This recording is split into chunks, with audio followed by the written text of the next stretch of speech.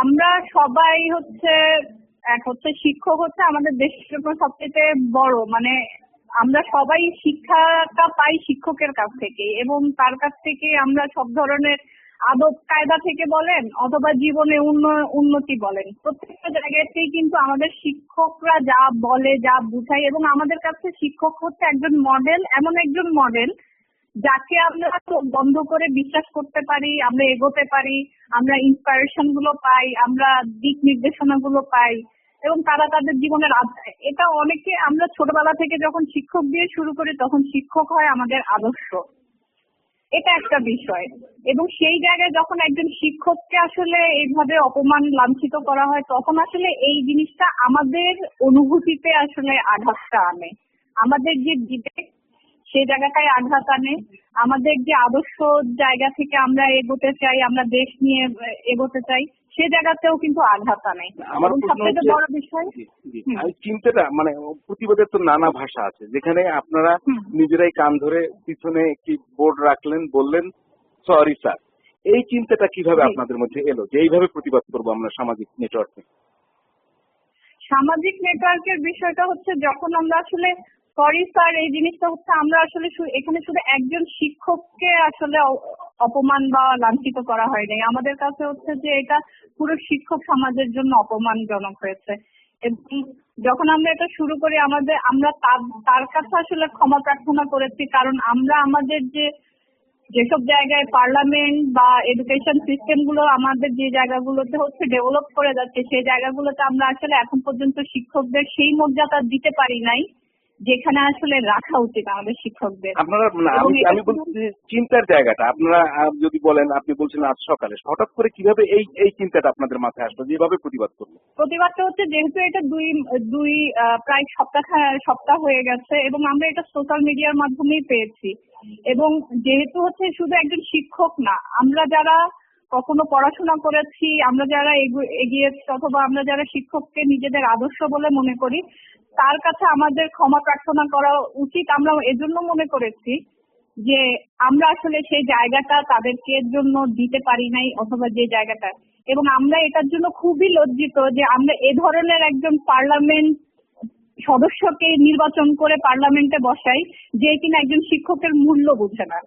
আমি জানতে চাচ্ছিলাম যে আন্দোলনের তো নানা ভাষা আছে, আপনারা সকালে যখন এটা শুরু করলেন আপনারা অর্গানাইজটা কিভাবে হলেন, কয়জন কিভাবে শুরু করলেন?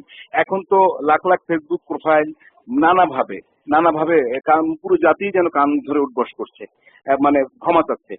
এই যে সকালবেলা আপনারা চিন্তা করলেন সেই জায়গাটা যদি বলেন কয়জন মিলে প্রথমে স্টার্ট করলেন? আমরা প্রথমে শুরু করেছি হচ্ছে 4 জন, এবং 4 জন মিলে শুরু করেছি। হঠাৎ করে একজন বলল যে এই ছবিটা, যখন স্যারের ওই ছবিটা আসলে ফেসবুকে এত বেশি শেয়ার হচ্ছে এবং এটা একজন মানুষের জন্য ইতস্তত একটা ব্যাপার, তখন এটার সাথে আমাদেরও আসলে এগিয়ে যাওয়া উচিত, এটা আসলে আমাদের জন্য লজ্জাজনক।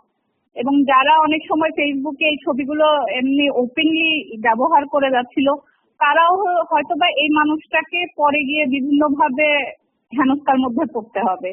তো আমরা ওই জায়গাটা থেকে একজন শিক্ষককে শুধু যে উদ্বাস করানো হয়েছে তা না, আমরা সেই শিক্ষকের সাথেই শিক্ষকের কাতারে দাঁড়াই, আমরা সেই অপমানটুকু বোধ করি।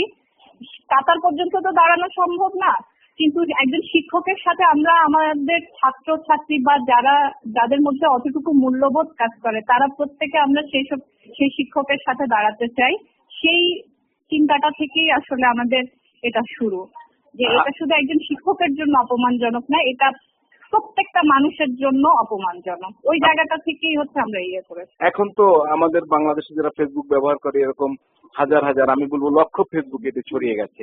তো আপনি তো সাংবাদিকতাও করেন, তো সেই জায়গা থেকে যদি বলতেন যে এই সাংবাদিকতার বাইরে এই প্রতিবাদের ভাষাটা আপনি কেন বেছে নিলেন? সাংবাদিকতাটা হচ্ছে আমার পেশা, কিন্তু আমি একজন বাংলাদেশের নাগরিক, এবং আমাকে প্রথম থেকেই, যেখানে আপনি হয়তো জানবেন যে মানে বঙ্গবন্ধু পর্যন্ত কখনো তুমি করে বলে নাই কোনো শিক্ষককে, সে জায়গাটায় আমরা জাতির পিতার কথা বলি, আমাদের যদি আদর্শের জায়গাটার কথা বলি, আমাদের যদি শুরুর কথা বলি, তাহলে কিন্তু আমরা একেবারেই যে বিচ্ছিন্ন তা কিন্তু না। সবকিছু থেকে। এখন সাংবাদিকতা আমার পেশা হতে পারে, আমার টিচার একজন তিনি শিক্ষক পেশা হতে পারে, শিক্ষক পেশায়, অথবা একজন সচিব তিনিও কিন্তু শিক্ষা ব্যবস্থা থেকেই উঠে এসে একজন সচিব হয়েছেন। প্রত্যেকেই কিন্তু শিক্ষার সাথে, আমাদের এডুকেশন সিস্টেমের সাথে কোনো না কোনো ভাবে জড়িত, এবং কোনো না কোনো শিক্ষক দ্বারা তারা পড়াশোনা করেছেন, তাদের আশীর্বাদ পেয়েছেন সবকিছু। তো সেই জায়গা থেকে আমি আসলে কে, আমার পেশা কি, সেটা আসলে গুরুত্বপূর্ণ না। আমার অনুভূতিটা আসলে কি কি কাজ করছে, আমার অনুভূতিটা আসলে কোনটাকে ভালো এবং কোনটাকে খারাপ, ইতিবাচক এবং নেতিবাচকটা বিবেচনা করছে, সেটাই আসলে নেই এখানে। পেশা কোনো গুরুত্বপূর্ণ বিষয় আমার মনে হয়নি। আপনাকে অসংখ্য ধন্যবাদ।